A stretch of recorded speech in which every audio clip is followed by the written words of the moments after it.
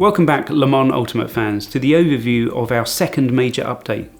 Last time out in June, we updated the game to incorporate some of the more requested features in our forums. A radar, replay functionality, and a new and improved race start system. Following that major patch, we released our 2024 Season Pass and first DLC pack in July, featuring two exciting new hypercars, the 2024 specification Peugeot 9X8 and the incredible Lamborghini SC63 alongside the legendary Imola racetrack. For this release, we're combining brand new features and content updates. Let's take you through what you can expect in this major release. Number 1. Co-op mode. We've been talking about this one for a long time, and it's finally here. Co-op is an asynchronous multiplayer experience that will allow you to race as a team of friends, competing in a race against AI opponents at a difficulty level and time of each player's choosing. We did initially plan for this feature to be available on release, but we went back to the drawing board. We needed to refine the feature with greater meaning, and hopefully that's what you'll experience in this first public release. This new game mode, powered by our online platform Race Control, will see you register for events with time-limited availability and compete on the global leaderboard as a team. Invite your friends to compete in an endurance race where you will be given the option of switching drivers during pit stops.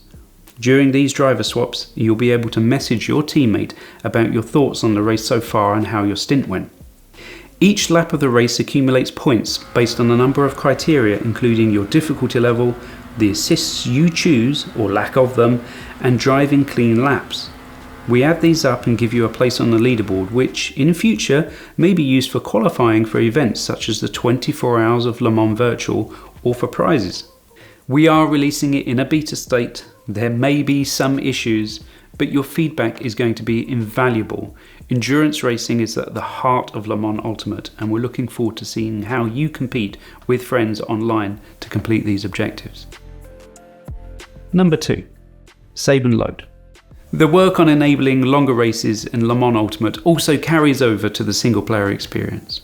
We've reworked the race weekend functionality to allow you to save your game mid-race. You'll now see that when you pit in single player, the game will pause and bring up the pit menu. So now you have more time to perfect your strategy rather than fiddling around with settings on the straights. You can save your game during these pit stops and return with all of your progress intact. We also keep hold of up to 3 autosaves when you choose not to manually save at a stop. Number 3. Season Select. We've introduced a Season Select so that you can choose your opponents from either the 2023 or 2024 season. It's worth noting that for now the 2024 season features GTE cars instead of the GT3s. We'll progressively replace those with the first cars of that category, expected at the end of this year. Number 4. Car Select. You'll also see we've replaced the Car Select screen with a more refined version.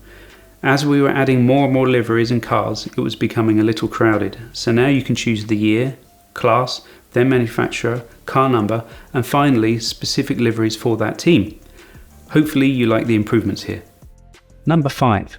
Content updates. We've added all of the remaining 2024 hypercar liveries, as well as included the 2024 LMP2 skins to give even greater choice and opponent variety. Additionally, we've improved the force feedback normalization, so there shouldn't be such a variation in strength across the cars. The second pack of the 2024 Season Pass arrives in this release as well. The 2024 hypercar grid is now complete with the addition of the incredible sounds of the A424 Alpine LMDH car and the plucky independent entry of the Isotta Freschini. They've both been built with a lot of love from our internal teams and with support from the manufacturers. We can't wait to get them into your hands. The track featuring in Pack 2 is the Circuit of the Americas in Texas, USA. The circuit made its reappearance in the wet calendar just a few weeks ago and adds a dynamic track to the growing roster. Its roller coaster climb and drop, the fast flowing Sector 1 and a technical and challenging Sector 3 will be hard to master. Number 6. Miscellaneous. Of course, there are numerous things that we have refined and improved as well. An example of this is the car seat position save. This is now per car and not global. We've also tweaked the AI so they're more adept at their fuel management logic, and it'll also drive slower back to the pits after a session. For more details on all of the tweaks and improvements, make sure you read the full release notes. What's next? We're working on private servers with our friends at SimGrid. Soon you'll be able to host your own server through their site or racecontrol.gg, which in time is intended to become a destination for all of your Studio 397 news, as well as interacting with your race results, schedules and more. With this, we're really looking forward to seeing leagues start up on the sim, so we'll also be delivering a broadcast overlay alongside this to support those communities that want to capture and share their racing live. I can't give you a super accurate time estimate, but it is likely to be available before the end of the year. Online Championships is a feature we're actively developing.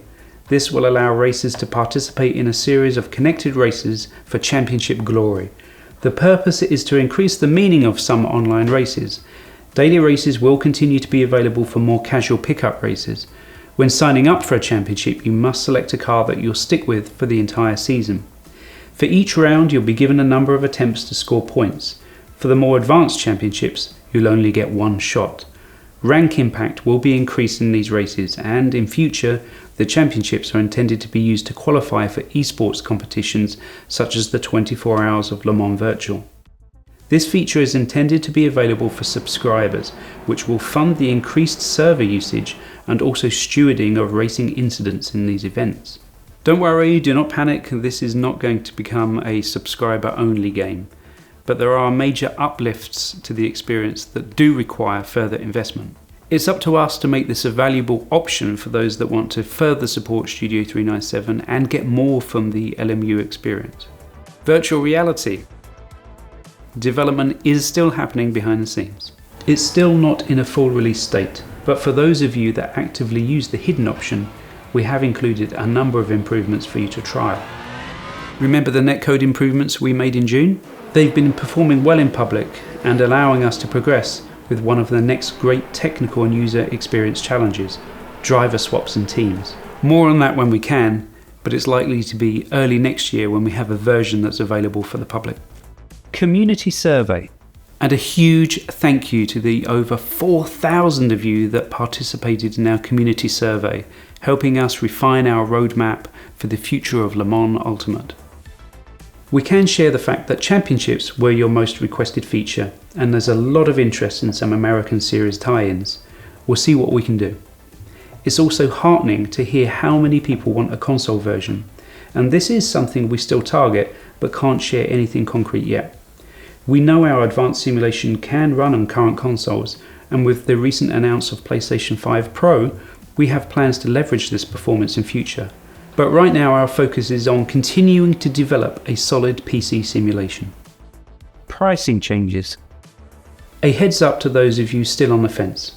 We released the game at an introductory price that would be the lowest during early access development. On the 1st of October, to reflect the new features we brought to the game, that will be increased to €35. So you've got a bit of time to jump in after the update before the price goes up. We believe this is still an incredibly accessible price, and our objective is to get as many players into this growing platform as possible. Thanks again for your support and for your help on this journey. I hope to see you on the track soon.